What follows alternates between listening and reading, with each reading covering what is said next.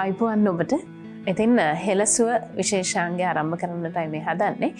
මේ සාමාන්‍යයෙන් අපි රෙල්ඩ රෝග ගැන කතා කරනවා. හිසේ සිට පාදාන්තය දක්වා අපිට තියෙන ලෙඩ රෝග ගැන කතා කරොත් මේ අසීමිත වූ ලෙඩ රෝග සංඛ්‍යාවක් තියෙනවා.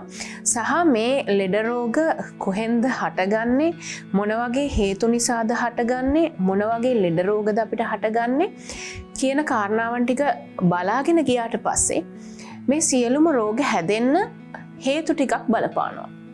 මෙන්න මේ හේතු කාරණා ටික හොයාගත්තට පස්සේ එහෙම නැත්නම් ඒ රෝගයට තිබෙන රෝග නිදානය හොයාගෙන ගියාට පස්සේ ඒ හේතුවට විසඳුම ලබා දුන්නට පස්සේ අපිට පුළුවන් වෙනවා මේ රෝග පාලනය කරන්න, සමනය කරන්න, ඒ වගේම නිට්ටාවට සුව කරන්න. විශේෂයෙන් අපි කතා කරනවා ආයුර්වේද වෛද්‍ය විද්‍යාව තුළ කොහොමද රෝග හඳුනාගන්නේ, කොහොමද මේ අපි මේ කියන මූල බීජ එහෙම නැත්නම් රෝගයක් ඇති වෙන්න බලපාන ප්‍රධාන හේතුව සොයාගන්නේ කියන එක. ඒ නිසා අදත් අපි එවැනි වූ රෝගයක් පිළිබඳව කතා කරන්නට හිතුවා හෙලසුව විශේෂාංගය හරහා. ඒ තමයි ගෙඩි වර්ග. හිසේ සිට පාදාන්තය දක්වා ශරීරයේ ඕනෑම තැනක ගෙඩි හැට ගැනීමේ හැකියාවක් පවතිනවා. අපි කතා කරමු මේ පිළිබඳව. ඒ සඳහා අපි හෙලසුව මැදිරියට කැඳවා ගත්තා. සොබාදහමේ ඖෂධ පියස මහරගම, ඒ වගේම සෙත් ආයුර්වේද රෝහල හෝමගම ආයුර්වේද වෛද්‍ය වීරක් කොඩිගේ චතුරංග අල්විස් වෛද්‍යතුමන් මිහින්තලේ පොඩි මෙහෙද මහත්තයා කියලා තමයි හඳුන්වන්නේ. ආයි බලන්නට. ඔව්. වෛද්‍යතුමනි අපි කතා කරමු දැන් මේ ගෙඩි සම්බන්ධව තමයි අද අපි කතා කරන්නට හිතුවේ. ගෙඩියක් කියන්නේ මොකක්ද කියන කාරණාවෙන් අපි කතාව ආරම්භ කරමු. ගෙඩියක් කියන්නේ සාමාන්‍ය අපේ ශරීරයේ පිහිටන්නා වූ අසාමාන්‍ය පිහිටීමක්. සාමාන්‍යයෙන් එක අතට අහු වෙනත් පුළුවන්, අහු නොවෙනත් පුළුවන්. කියන්නේ මේක විශේෂයෙන් මස් වල හැදෙන්න පුළුවන්, අපේ තෙල් තට්ටු හැදෙන්න පුළුවන්, අපේ හැමේ හැදෙන්න පුළුවන්, ඔළුව හැදෙන්න පුළුවන්, අස්ථි ආසන්න හැදෙන්න පුළුවන්. ඒක ඇඟේ කොහේ හරි කමන්නේ තැනක අසාමාන්‍ය ගුලියක් වගේ නැත්නම් මද ඉදිමුවක් වගේ ඒක හැදෙන්න මොන අවස්ථාවද ගෙඩියක් කියන්නේ. හරි. දැන් මේ අර මං කලින්ම ප්‍රවේශයේදී කියනවානේ මේ ශරීරය හැදෙන්න පුළුවන් ඕනෑම ලෙඩක් හැදෙන්න අපි හේතුව අපිට හොයාගත්තොත් අපි මේ හේතුවට නේද විසඳුම ගේන්න ඕනේ කියලා. හේතුවට අපි ප්‍රතිකාර කරාට පස්සේ අපි මේ රෝගයක් හැදෙන එක වළක්වීමේ හැකියාව අපිට තියෙනවා කියලා. ගෙඩියක් හැදෙන්න ශරීරයේ ඕනෑම තැනක ගෙඩි වර්ගයක් හටගන්න බලපාන ප්‍රධාන හේතු ටික මොනවද වෛද්‍යතුමනි? අපි සාමාන්‍යයෙන් ගත්තොත් ප්‍රධාන කිව්වොත් ගන්න තියෙන්නේ මිනිස්සුන්ගේ තියෙන වැරදි ආහාර පාන රටාවන්. ඒක තමයි විශේෂයෙන්ම මිනිසුන්ගේ අපි ආහාර පාන රටාවලදී ඇඟට අධික උෂ්ණත්වය දේවල් කරනවා. ඇඟට විස සහිත දේවල් කරනවා. මේ හේතු දෙක නිසා මිනිස්සු ලෙඩ වෙනවා. ලෙඩ වෙද්දී ඇඟේ මේ ලේ දූෂණය වෙලා ඒක මස් වලට ගිහිල්ලා, තෙල් වලට ගිහිල්ලා, නැත්නම් හමට ගිහිල්ලා ඒ ස්ථානවලදී ගෙඩි හැදෙන්න පුළුවන්. දැන් මේ වැනි දැන් අපි කතා කරන මේ ගෙඩි ස්වභාවයන් ගැන ගත්තට පස්සේ ගෙඩි වර්ග අපි ටිකක් කතා කරමු. ශරීරයේ මොන වගේ ගෙඩිද හට ගන්න පුළුවන් කියලා. ප්‍රධාන වශයෙන් අපි සමාජය තුළ තියෙන ගෙඩි වර්ග ගත්තොත් අපිට පේන තියෙනවා බෙල්ලෙන වායු ගෙඩි. ඊට පස්සේ කුරුලෑ ගෙඩි වගේ එනවා. ඊට පස්සේ ගල් භාෂ ගෙඩි එනවා. අපේ මේ කලවා, ඊන, බඩ වගේ මාංශ පේශි තියෙන තැන්වල මස් වල අශන තත් ලේ ගෙඩි එනවා. ඊට පස්සේ ඇඟේ පියව තට්ටම වගේ තැන්වල තෙල් ගෙඩි එනවා. ඊට අමතරව කොඳුට පෙළිය අපි අස්ථි ආශ්‍රයවත් තෙල් ගෙඩි එනවා. ඊට අමතරව තවත් ලේ ගෙඩි, විස ගෙඩි ඒ ආදී වශයෙන් ඕනෑම තැනක ගෙඩි වර්ග එන්න පුළුවන්. හරි. දැන් මේ ඔය කියන්නා වූ ගෙඩි වර්ග වාත ගෙඩි තියෙනවා, ඊට පස්සේ තෙල් ගෙඩි තියෙනවා, මොලේ ගෙඩි හට ගන්න පුළුවන්, කුරුලෑව කියන්නේ ගෙඩියක්. දැන් මේ වාත, සෙම, පිත කියන මේ තුන්දොස් කිපීම නිසා ශරීරයේ ඇතිවෙන මේ ලෙඩ රෝගත් එක ගත්තට පස්සේ ගෙඩි වර්ග මේකේ මූල ආරම්භය කොතනින්ද හටගන්න පුළුවන්? ගෙඩියක් හට ගන්නවා කියන්නේ මෙහෙමයි. මිනිස්සු අපගෙන අපේ ඇඟේ පිත කෝපන දේවල්. පිස්සෝ, දැල්ලෝ, සැමෙන්, ජාඩි, අච්චාව, තක්කා, බල්ම, සෝස්, ටොපි චොකර්, පාන් පිටි, ඊට පස්සේ රසකාරක දාපු ආහාර වර්ග, විවිධ විස සහිත ආහාර වර්ග, ඊට පස්සේ බේකින් පොඩ විස දාපු වගේ අන්න ඒ වගේ ශරීරයට අහිතකර ආහාර වර්ග. ඊට පස්සේ මිස් අධික යොදපු ආහාර. ඊට පස්සේ මේ අපි ගත්තොත් එහෙම රසායනික දේවල් වැඩිපුර තියෙන ආහාර වර්ග. මෙන්න මේ වගේ දේවල් භාවිතා කරන ඇඟේ පිත කෝප වෙනවා. පිත කෝප වෙලා කෝපෙච්ච පිත ලේත් එක්ක එකතු වෙලා අපේ ලේ වලින් මස් වලට යනවා. ඉතින් හමට එනවා. මේ ආවට පස්සේ තමයි එතෙන්දී අර වීන විස කොටස් ටික පිටකෝප වෙලා හරිනවා ඇඟේ විසක් ඇතුළේ අන්නේ කොටස් ටික එතනින් එහාට පිටට යන්නේ. එතන හැදිලා තියෙනවා. හැදිලා තියෙන තමයි එතනින් ගෙඩිය හටගන්නේ. දැන් මේ එහෙම හටගන්න ගෙඩියක් සාමාන්‍යයෙන් දැන් අපි මේ කුරුලෑවක් කියන තැන ඉඳන් පටන් ගත්තොත් මුහුණේ ඇතිවෙන්නා වූ චූටි බිබිලක ආකාරයක පටන් මේ ගෙඩිය අවදානම් තත්ත්වය කියන්නේ මේ මනුස්සයෙකුට අවදානමක් ජීවිතය පිළිබඳව අවදානමක් යන දක්වා වර්ධනය වෙන ගෙඩි හඳුනාගත්තොත් පිළිකාමය තත්ත්වයකට යන ගෙඩියක් බවට පත් වෙන්නත් පුළුවන්ද මේ ආරම්භක අවස්ථාවේ සැලකිලිමත් නොවීම මත? ඔව් ඒක එහෙම වෙනවා. ඒ කියන්නේ මෙහෙමයි. ගෙඩියක කියන අපි සාමාන්‍ය අවස්ථා තුනක් තියෙනවා. ආම අවස්ථාව, පච්චමන අවස්ථාව, පක්ක අවස්ථාව. ආම අවස්ථාව කියන්නේ ගෙඩිය සාමාන්‍යයෙන් පැසවලා නැහැ. මුල්ම අවස්ථාව මුල්ම අවධිය. ඊට පස්සේ පච්චමන අවස්ථාවේ ගෙඩිය පැසවෙමින් පවතිනවා. පක්ක අවස්ථාවේ සම්පූර්ණයෙන් පැසවපු අවස්ථාව.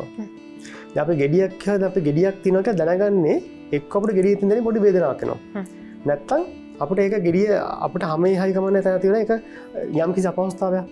එහෙම තරක නැත්තම් ඇදුම් කරන ගතිය. මෙන්න මේ තත්ත්වයක් තිබුණොත් නැත්තම් ගෙඩිය පුපොල් ලේනවා. සැව වෙනවා. මේ වගේ තත්ත්වයක් තිබුණොත් අපි ගෙඩියක් තියෙනක දැනගන්නවා. දැනගත්තට පස්සේ අපිට ඒක ගෙඩිය ඒ තියෙන අවස්ථාවේ අපි හිතමු ගෙඩිය ආම අවස්ථාව නම් පච්චමන අවස්ථාව නම් පක්ක අවස්ථාව නම් අන්න ඒ අවස්ථාවට කරන ප්‍රතිකාර කරලා ඒක සුව කරගන්න පුළුවන්. හැබැයි මේ ගෙඩිය එකෙන් ඇතුලේ තියෙනවා. අපි උදාහරණයක් ගමු තෙල් ගෙඩියක් තියෙනවා. නැත්තම් අපේ බඩේ කොහේ කමන්නේ ගෙඩියක් තියෙනවා. ගල්භාෂයේ මේ ගල්භාෂ ගෙඩියක් තියෙනවා. නැත්තම් අපි බෙල්ලේ වාල් ගෙඩියක් තියෙනවා.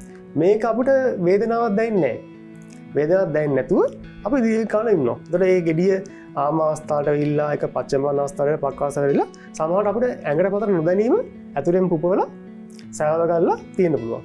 මෙන්න මේ අවස්ථාවේදී අපි තුන් සෑව ගන්නවා කියලා. සෑව ගන්න අවස්ථාවක අභ්‍යන්තර වෙනවා කියලා. නැත්තම් ඒ ගෙඩිය ඇතුලේදී අපේ කිසිම වේදනාවක් දැනෙන්නේ නැතුව ඒක එතනම මේ එහෙම දිග ගන්න තියෙනවා කියලා. එතකොට මෙතන අපි කියන එතනට ලේ අවශ්‍ය පරිදි එන්නේ නැහැ. ලේ එන්නේ නැහැ කියන්නේ පෝෂක කොටස් ටික එන්නේ නැහැ. ලේ වල දින. එතකොට මොකද වෙන්නේ? එතන එතැන්ට අපේ ස්ථානිකව තියන්න පෝෂණය නොලැබෙනකොට එතන තියෙන පිළිකාසය වර්ධනය වෙන්න පුළුවන්. හැබැයි අපි මෙතන වේදනාවක් තියෙන කියලා හිතමු. වේදනාවක් තිබුණ අපිට දැනෙනවනේ. වේදනාවක් දැනෙනකොට අපි ඒකට ප්‍රතිකාර කරගන්නවා. වේදනාවක් නැතිකොට ඒක දන්නේ නැහැ. දැනෙන්නේ නැහැනේ. ඉතින් ඔක නොදැනීම දිනන කාලයක්. ඒතර ඒකදී අර කිව්වා වගේ මේ පිළිකාසය වර්ධනය වුණාට පස්සේ ඒක පිළිකාව බවට සම්පූර්ණයෙන් පත් වෙනවා. ඊට පස්සේ ඒක අවදානමකට පත් වෙනවා. يعني ශරීර නොදැනුවත්ව තමන්ට නොදැනී තමයි ඒක ඇතුළු ශරීරය වර්ධනය වෙන්නේ. කියන්නේ වේදනාවක් තියෙන වෙලාවක මේ පිළිකාමය අවදානම නැති අවදානමක් පිළි අවදාන නැතුනේ ඕනම ගෙඩියක් පිළිකා අවදානමක් බවට යන්න පුළුවන්. යන්න පුළුවන්. අවසානයේ ගෙඩිය මුල් අවස්ථාවේදී ඒක පිළිකා අවදානම නැහැ. හැබැයි ඒකට නිසි ප්‍රතිකාරයක් නොකළොත් ඒක පිළිකා අවදානමට යන්න පුළුවන්. හරි. ඒක කල්තිය හඳුනාගෙන අපි ප්‍රතිකාර කළොත් ඒක ප්‍රශ්නයක් වෙන්නේ නැහැ. හරි. දැන් මේ වෛද්‍යතුමනි දැන් සාමාන්‍යයෙන් ලංකාවේ බහුලව ගත්තට පස්සේ ඔබට හිතන විදිහට මේ පරීක්ෂණයකත් එක්ක හිතන විදිහට මොන වගේ ගෙඩිද ලංකාවේ බහුලව පවතින්නේ? බහුලවම තියෙන්නේ ලංකාවේ 3න් දැක්කනේ කාන්තාවනේ. ඔව්. ඒතර බහුලවම තියෙන්නේ ගල්භාෂ ගෙඩි, තෙල් ගෙඩි සහ වායු ගෙඩි. හරි. අපි ඔන්න ඔය තෙල් ගෙඩි සහ වායු ගෙඩි සහ ගර්භාෂගත ගෙඩි. මේ ගෙඩි පිළිබඳව වෙන වෙනම කතා කරොත් වායු ගෙඩියක් ඇති වෙන්නට ප්‍රධාන වශයෙන් බලපාන හේතු. වායු ගෙඩිය ගොඩක් ඇති වෙන්නේ බෙල්ලේ. අපි සාමාන්‍යයෙන් ගත්තොත් අපේ තියෙන මේ හෝමෝන් පද්ධතිය නෝ දුර්වලතාවය නිසා වායු ගෙඩිය ඇති වෙන්නේ. එතෙන්දී දේශීය ක්‍රමයට කරනවා අපි වාතයෙන් පිටෙන් සහ මේදසින් තමයි ඇති වෙන්නේ.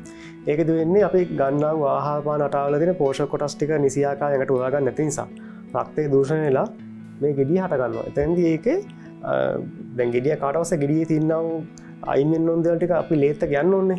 ඒක නොයා එතන වැඩිලා තිනකොට තමයි මේක වර්ධනය වීමක් වෙන්නේ. එතකොට අපි කතා කරොත් මේ තෙල් ගෙඩි කොහොමද හටගන්නේ? තෙල් ගෙඩි කරන්නේ මෙහෙමයි. දැන් අපේ ඇඟේ තියෙනා වූ තෙල් ටික දිරවීමට ලක් කරලා සම්පූර්ණ ඇඟේ අයින් කරන අක්මාව හරහා. ඔව්. අක්මාවේ ක්‍රියාකාරීත්වය නිසියාකාර සිද්ධ නොවීම. ඒකත් එක්කම අපේ ලේ දූෂණය වෙනවා.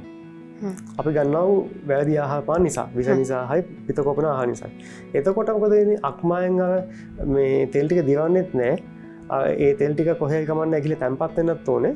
එතකොට ගිහිල්ලා ඔන්න තෙල් තට්ටුව නිතරම වැඳෙන්න පුළුවන් ස්ථානයක මේකේ තැම්පත් වෙනවා. විශේෂයෙන් අපි කියන සාමාන්‍යයෙන් කාන්තාවන්ගේ පපුවේ. එහෙම නැත්නම් තට්ටන් වල. එහෙම නැත්නම් කනවල නැත්තම් සමට ස්නායු වර්ග තියෙන තැන්වල අපේ කොන්දට පෙළියේ කාට්ලේජ් තියෙන තැන්වල මේ ආශ්‍රිත තැන්වල තෙල් තැම්පත් වෙන්න පුළුවන්. ඊට පස්සේ ඒක ඉතින් ඉවත් වෙන්න තියෙන නිසා වාතය මෙහෙවීමෙන් ගෙඩියක් ආකාරය හැදෙනවා.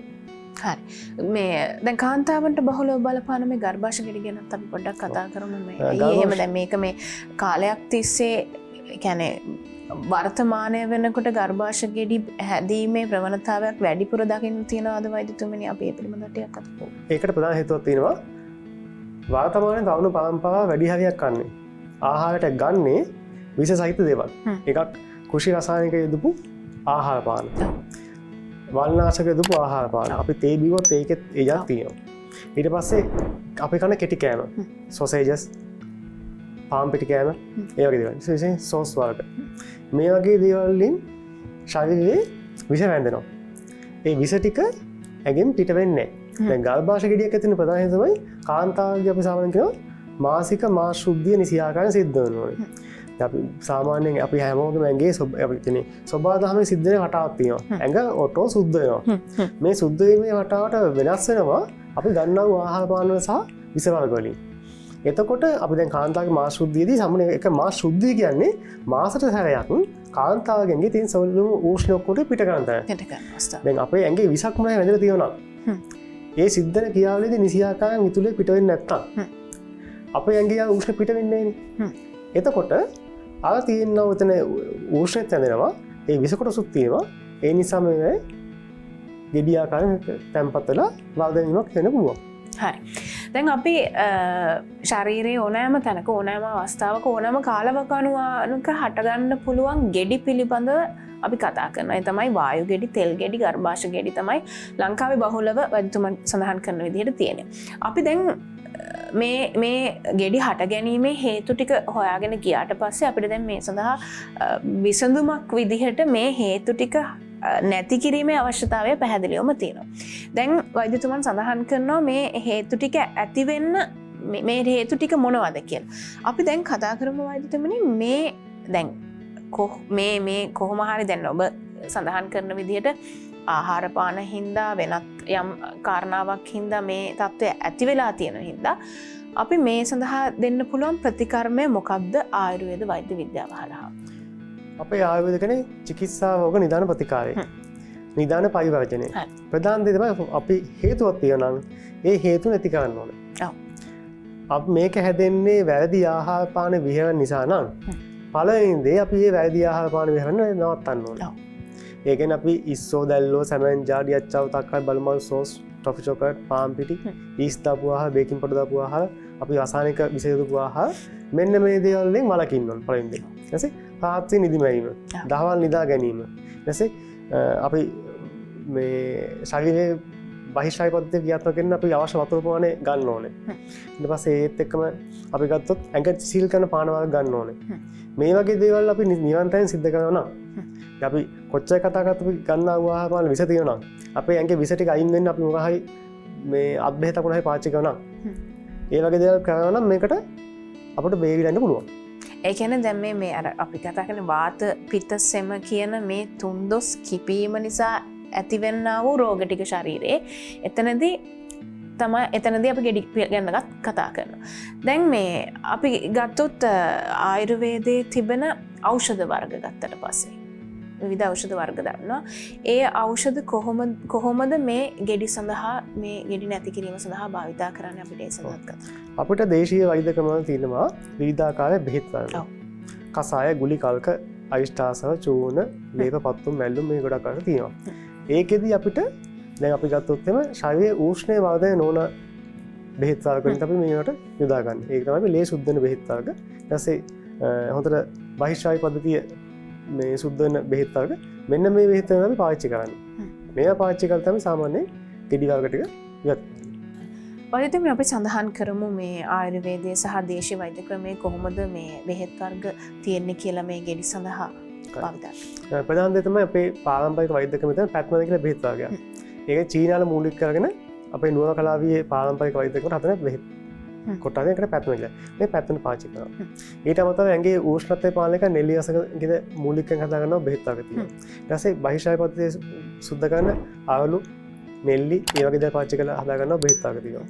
ඊට පස්සේ අපි සාමාන්‍යයෙන් ගත්තොත් එහෙම ඇගේ උෂ්ණත්වය පාලනය කරන්න සහ ප්‍රතිශක්තිය වර්ධනය කරන කැඳ වර්ග. කොළ කැඳ වර්ග. ඊට පස්සේ හදා ගන්නවා තැඹුම් වර්ග. මේ ආදී වශයෙන් විශාල ප්‍රමාණයක් තියෙන බෙහෙත් වර්ග. ඔව්. දැන් අනිත් කාරණාව තමයි දැන් අපි මේ බෙහෙත් ගැන කතා කරනවා සහ මේ රෝගයක් හටගැනීමේ හේතු ටික අපි කතා කරනවා. අපිට මේ හේතු ටික නැති කරාට පස්සේ අපිට රෝගයක් නිට්ටාවට සුව කිරීම හෝ යම්කිසි පාලනයකට හෝ සමනය කිරීමකට එන්න පුළුවන්. වාදිතුමනි අපි මෙතනදී කතා කරමු මානසික සුවපත් භාවය කියන එක. දැන් සාමාන්‍යයෙන් රෝගය කියනකොට ඒකත් එක්ක සමගාමී වෙන වචනයක් තමයි රෝග බිය කියන එක. බියත් එක්ක මානසික බිය කියන එක. මනසට දැනෙන්නා වූ රෝග සඳහා තියෙන බිය නිසා, අනිසි බිය නිසා. ඒ කියන්නේ රෝගයක් ඇති වෙන්න කලින් සමහර වෙලාවට මානසික ක්‍රියාකාරීත්වය නිසා රෝග හැටගැනීමේ ප්‍රවණතාවයක් තිබෙනවාද? මේ ගෙඩි අපි මේ අද කතා කරන ගෙඩි සම්බන්ධව කතා කරාමත් මේ සඳහා එය හේතුවක් වෙනවද කියලා අපි පොඩ්ඩක් කතා කරමු. මනුස්සයෙක්ගේ කය සහ මනස කියන්නේ එකට බැඳී පවතින දෙයක්.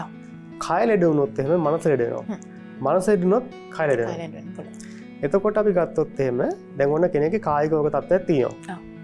ඒ කෙනා ඒ ලෙඩේට බය වෙලා මං ලෙඩ වෙයි මට ගෙඩිය මට පිළිකාව මේ මට්ටමට හිතට එයාගේ ඇඟේ බය කියනවනේ. ඒ බය ඊට පස්සේ ඒකත් එක්ක තමයි කෝපය තියෙනවා. නැත්තම් බය නැතුණත් සම නියන්තයෙන් කෝපය නෙක්. බය සහ කෝපය ලේ ධාතුවේ ලේ ධාතුවේ දෝෂ වෙනවා. දෝෂ වෙලා එතනදී අපි මේ බය සහ කෝපය නිසා ඔළුවෙන් අපේ සාමාන්‍යයෙන් සිද්ධ වෙන හෝමෝන් ශ්‍රාවය සිද්ධ වෙනවනේ. ඒ හෝමෝන් ශ්‍රාවය සිද්ධ වීම නිසියාකාරයෙන් සිද්ධ වෙන්නේ නැහැ. එතකොට වෙන්නේ අපේ ඇඟේ ලේවල තියෙනා වූ පිළිකා සෛල මර්ධනය වෙන්න. අවශ්‍ය වෙන පෝෂක රස ටික හරියට ගමන් කරන්නේ. එතකොට ඇඟේ පිළිකා සෛල වර්ධනය එකක්. දෙවෙනි එක මේ රෝගය ඇති වෙනා වූ කාරණා ටික හට ගන්නවා. ඒ නිසා ඊට පස්සේ ඒ බය සහ කෝපය නිසා ශරීරය නිරන්තරයෙන් ලෙඩ වෙනවා. අපි සඳහන් කරමු වෛද්‍යතුමනි දැන් මෙවැනි ගෙඩියක් ශරීරයේ පවතිනවා කියලා අඳුනා ගන්න දැනගන්න සාමාන්‍යයෙන් අපි රෝගයක ඕනෑම රෝගයක රෝග ලක්ෂණ මතු කරනවා රෝග ලක්ෂණ පෙන්වු කරනවා මේ රෝග ලක්ෂණත් එක්ක තමයි සමහර නිගමන වලට අපි එන්නේ මෙහෙම දෙයක් වෙන්න පුළුවන් කියලා. දැන් වෛද්‍යතුමන් සඳහන් කරනවා මුලින්ම ශරීරයේ ගෙඩියක් හටගන්න අවස්ථාවක වේදනාවක් තිබෙනවා නම් ඒ ශරීරයේ සාමාන්‍ය වායු ගෙඩියක් හෝ තෙල් ගෙඩියක් හෝ ගර්භාෂ ගෙඩියක් වෙන්න පුළුවන් කියලා.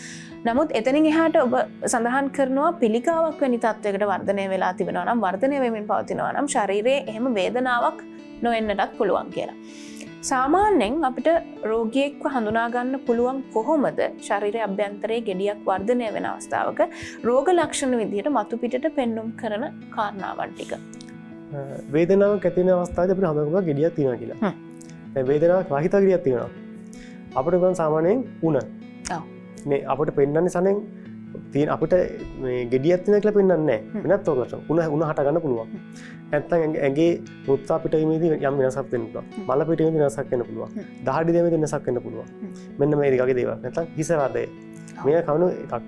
දෙවෙනි එක තමයි අපිට ඇඟේ තෙහෙට්ටුව. අපිට සාමාන්‍ය අපි කරන ක්‍රියාවන්ට නිසා කරන්න බැරි වෙනවා. මෙන්න මේ කාරණාවන්දී අපිට පුළුවන් යම් කිසි රෝග තත්ත්වයක් හඳුනා ගන්න. හැබැයි ඒක විතරක් මදි. එක්ක බටහිර ක්‍රමයට තියෙනා වූ ස්කෑන් පරීක්ෂා කොහොමද කරගන්න ඕනේ. එහෙම නැත්නම් අපිට ආවනේ ක්‍රමයට අපි නාඩි පරීක්ෂාව. නාඩි පරීක්ෂාවෙන් බලනවා කොහොමද මොන අවයවයේද ප්‍රශ්නයක් වෙලා තියෙන්නේ. ඒකදී අපි බලන එකක් විශේෂයෙන් ගෙඩියක් කියලා අඳුන ගන්න. ඒක අපේ මේ ශිල්පීය කරන පාරම්පරික ක්‍රමයකට අපි නාඩි පරීක්ෂාවෙන් ගෙඩි හඳුනා ගැනීමක් කරනවා. හරි. දැන් මේ අපි නැවතත් මට හිතන කතා කරන්න ඕනි කියලා වෛද්‍යතුමනි. දැන් අපි මේ හැම රෝගයක්ම ඇති වෙන්න අපි හේතු ටික කතා කරනවානේ.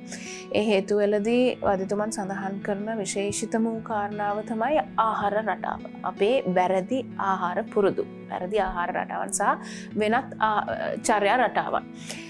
මෙන්න මේ චර්යා රටාවන් කියන පැත්තට ආවට පස්සේ මොන වගේ චර්යා රටාවන් බලපානවද ශරීරයේ ඕනෑම රෝගයක්? මම කියන්නේ ගෙඩි විතරක් නෙමෙයි. ශරීරයේ රෝග හට ගැනීම වෙනුවෙන් ආහාර පාන රටාව වගේම චර්යා රටාව. මේ දෙක ගත්තට පස්සේ කොතනදීද ගැටලුව නිර්මාණය වෙන්නේ? අපි පොදුවේ කතා කරමු රෝග විදියට. පොදුවේ කතා කරොත් එහෙම අපි උදෑසන නැගිටින වෙලාව. අපි දහවල් නිකන් බුදිය ගත්තොත් හරියන්නේ නැහැ. උදේ සාමාන්‍යයෙන් උදේ අඩුම ගානේ 5:00 වෙදියා ඇහැවෙන්න ඕනේ. ඊට පස්සේ උදේ ආහාරය සමනේ උදේ 7:00 උදේ ආහාරය ගන්න ඕනේ. දවල්ට දවල් 12:00 ආහාර ගන්න ඕනේ. රාත්‍රියට උදේ හවස 6:00 වෙද්දී රාත්‍රී ආහාර ගන්න ඕනේ. ප්‍රධාන දේ ආහාර ගන්න වෙලාව. දෙවෙනි එක තමයි අපි උදේ ආහාරය හොඳට පෝෂ්‍යදායී ආහාරයක් වැඩිපුර ගන්න ඕනේ. දවල්ට මද ප්‍රමාණයක් සාමාන්‍ය බටර් අල්ලන ප්‍රමාණයක්. රාත්‍රී ආහාරය සැහැල්ලුවෙන් ගන්න ඕනේ. මේ ටික පොදු එකක්. ඊට පස්සේ අපි ගන්නා වූ පාන වර්ග. අපි දිනකට ලීටර් 3ක්වත් අපි පාන වර්ග ගන්න ඕනේ. වතුර හෝ වතුර අමතරව. ඊට පස්සේ තියෙනවා අපි නිදා ගන්න වෙලාව. සාමාන්‍යයෙන් අඩුම ගානේ මනුස්සයට පැය 6ක නිින්දක් අවශ්‍යයි. උදේ 5:00ට ගිහින් අපි අඩුම ගානේ 10:00ටත් නිදා ගන්න ඕනේ. ඒ කාලය තුලද ඉන්න ඕනේ. ඊට පස්සේ ඇඟේ අපි කියනවා මේ අපි දැන් ගත්තොත් එහෙම සාමාන්‍යයෙන් වෙන්න මේක තමයි අපේ ඇඟේ වාතය තියෙනවා. වාතයේ ලක්ෂණය තමයි චලනය වීම. අපි ඇඟට ව්‍යායාම අවශ්‍යයි. ඇඟේ පිත තියෙනවා. පිටට පිච්චෙන දෙයක් ඕනේ. අපි බඩට දාන්න ඕනේ ආහාර පාන.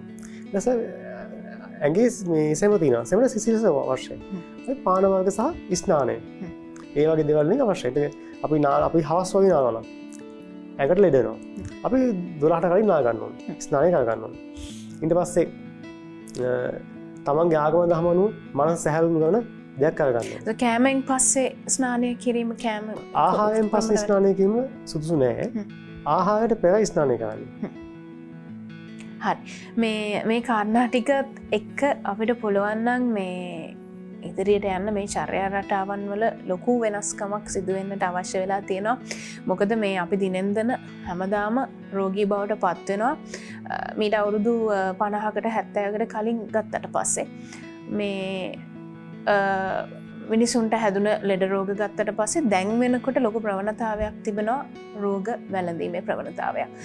ඒ රෝගය හටගන්න පටන් ගන්නේ කොතනින්ද මොන වගේ හේතු ටිකක් නිසාද එහෙම රෝගයක් හටගන්නේ කියන දේවල් අපි අනිවාර්යයෙන්ම සොයා බැලිය යුතු වෙනවා. මොකද අනාගතයේ ඊළඟ පරපුර නිරෝගී ජාතියක් බවට පත් වෙන්නට නිරෝගී සමාජයක් බවට පත් වෙන්නට අපි අවසාන වශයෙන් කතා කරමු වෛද්‍යතුමනි මේ කාරණාවත් මම මේ පොදුවේ අහන්නේ අපි මේ ගෙඩි පිළිබඳව අවබෝධයක් ලබා ගත්ත නිසා මේ දේශීය ඖෂධ පිළිබඳව දේශීය හෙළ ඖෂධ පිළිබඳව එහෙම නැත්නම් ආයුර්වේදෙත් මම හිතනවා මේ දේශීය වෛද්‍ය ක්‍රමයේ ඇතුළුව ආයුර්වේද වෛද්‍ය ක්‍රමය මේ ක්‍රම දෙකේම ඉතාමත් සමාන ඖෂධ වට්ටෝරුන් තමයි භාවිතා වෙන්නේ. මේ වල තිබෙන ගුණ පිළිබඳව මිනිස්සුන්ට විශ්වාසයක් ඇතිවෙන්නට ඇයි අපි මේ සඳහා යොමු විය යුත්තේ මේ සඳහා තිබෙන මේ රෝග නිට්ටාවට සුව කිරීමේ ප්‍රබල බලය මේ ඖෂධවල තිබෙනවා කියන විශ්වාසය. ඇයි මේ කාරණාව මේ මතය සමාජයේ දිය වී යන්නේ තුරන් වී යන්නේ මොකක්ද මේකට හේතුව ඔබ දකින විදිහට වෛද්‍යවරයෙක් විදිහට විශේෂයෙන්ම වෛද්‍යවරයෙක් කියන්නේ වෙද මහත්තයෙක් විදිහට මම මේ ප්‍රශ්නය අහන්නේ ඔබෙන්. සාරලම කාරණා ගත්තොත් මිනිස්සුන්ගේ තියෙන මාන්නේ. ඔය දන්න දැන් ඔය කතා කළා 50 ගණන් කට ගණන් කියලා. ඔව්. 50 ගණන් කට ගණන් කියන්නේ අපි අධිරාජ්‍යවාදී යුගෙන් අයින් වෙලා අවුරුදු 20කට ආසන්න කාලේ. ඒතර මිනිස්සුන්ගේ තිබුණා මේ පොහොසත් කට්ටිය හැදෙන ලෙඩ වර්ග. මට කොලෙස්ටරෝල්, මට ඩයබටික්, මට ප්‍රෙෂර් ඒක කියන ගතිය මාන්නෙන් හයි ලොකුකමට. ඊට පස්සේ මේගොල්ලෝ ඊට පස්සේ මොකද අනුගමනය කරන්නේ සුදු ජාතිකයන්. දැන් මමත් මම දැන් ඉන්නේ සුදු ජාතිකයන් තමයි. මොකද මේක වැඩසටහන නිවසේ දෙකක්. හැබැයි එතකොට මිනිස්සු කෙලින් මොකද කරන්නේ? අනුගමනය කරන්නේ ආ සුදු ජාති කට්ටියනේ. දැන් ආ ප්‍රෙෂර් කොලෙස්ටරෝල් කියන දේ කියලා හයිට ලොකුට නම ලොකුට කියනවා. කියලා ඒගොල්ලෝ මොකද කරන්නේ? මම මේ පෙති බොනවා උදේට ඒක පෙත්ත මොන එකත් කරන්න මේ හරි නිකන් මාන්නේ වගේ. ප්‍රධාන ප්‍රශ්නේ උන්නේ ඕක. ඊට පස්සේ ඊළඟ කට්ටිය මොකද ඒක අනුගමනය කරගත්තා. දෙවෙනි පරම්පරාව. ඒක තමයි දිගටම ගියේ. ඊට පස්සේ ඒගොල්ලන්ට සිංහල බෙහෙතක් බොනකම හරි ලැජ්ජාවට කාරණාවක්. ඒක නිකන් මේ පහේ නිකන් ගොඩේ ගදයක් වගේ. හැබැයි කන්නේ ගොඩේ හද හාල් ටික. බත් ගොඩේ හද බත් ටික කරනවා. ගොඩේ තියෙන මේ බෙහෙත් ටික බොන්නේ නැහැ. ඉතින් ඊට පස්සේ මොකද වෙන්නේ? බටේ බෙහෙත් හදන තියෙන විසවාකට අපි ඇඟට දානවා. ප්‍රධාන ප්‍රශ්න තිබුණේ මාන්නේ. වෙන මොකුත් නෙමෙයි. ඔව් මේ මාන්නය ඒ ගැන මට යමක් සඳහන් කරන්න හිතෙනවා මේ අපිට මේ දැන් මෙතන ඔබට පේනවා ඉස්සරහත් තියෙනවා මේ හෙළසුව. මේ සුව වෙන්න තමයි මේ හැම ඖෂධයක්ම තියෙන්නේ මේ ඖෂධ ටික එන්නේ මේ අද ඊයේ ඉඳලා නෙමෙයි මේක ඉතිහාසයේ අවුරුදු ගානක ඉඳලා භාවිතා කරපු ආයුර්වේදයේ භාවිතා කරපු ඒ වගේම දේශීය හෙළවෙදකමේ භාවිතා කරපු ඖෂධ. ඔබට තීරණය කරන්න පුළුවන් මේ හිසේ ඉඳලා මේ පාදාන්තය දක්වා අපේ ශරීරයේ හැම වෙලාවෙම රෝගයක් හටගැනීමේ ප්‍රවණතාවයක් ඇති කරනවා අපේ මේ ආහාර රටාව සහ චර්යා රටාව නිසා. ඒ නිසා මේ මම හිතනවා අපි කාලේ ඇවිල්ලා තියෙනවා කියලා දේවල් අපේ සමහර චර්යා රටාවන් ආහාර පුරුදු වෙනස් කරගන්න.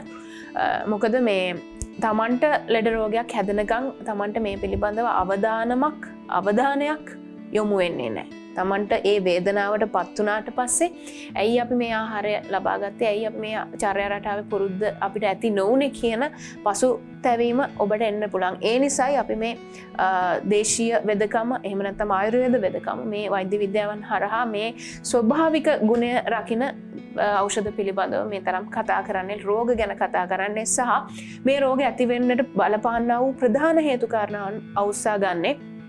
මෙතනින් අපිට පුළුවන් වෙනවා මේ හේතු ටිකට පිළියම් ටික යදුවට පස්සේ ලෙඩ රෝග හැදෙන එක බලක්වන්නට. අපි හෙළසෝ විශේෂාංගය අවසන් කරනවා. අපි තවත් දවසක මෙහිදුගුවක් විදිහට තවත් රෝගයක් පිළිබඳව කතා කරන්න සූදානම් ඉන්නවා ආයුර්වේද වෛද්‍ය විද්‍යාව හරහා. අපි අද සම්බන්ධ කරගත්තේ මහරගම සොබදහමේ ඖෂධ පියස වගේම හෝමකම සෙත් ආයුර්වේද රෝහලේ ආයුර්වේද වෛද්‍ය වීරක්කොඩිගේ චතුරංග අල්විස් වෛද්‍යතුමන් මිහින්තලේ පොඩි වේද මහත්තයා. ඉතින් බොහොම ස්තුතියි පැමිණියට වෛද්‍යතුමනි. ආයිබෝන්. ඔව් අපි හෙළස විශේෂයෙන් සමගන්න ඔබට පුළුවන් උදා ඉරත් සමගින් රැඳෙන්න.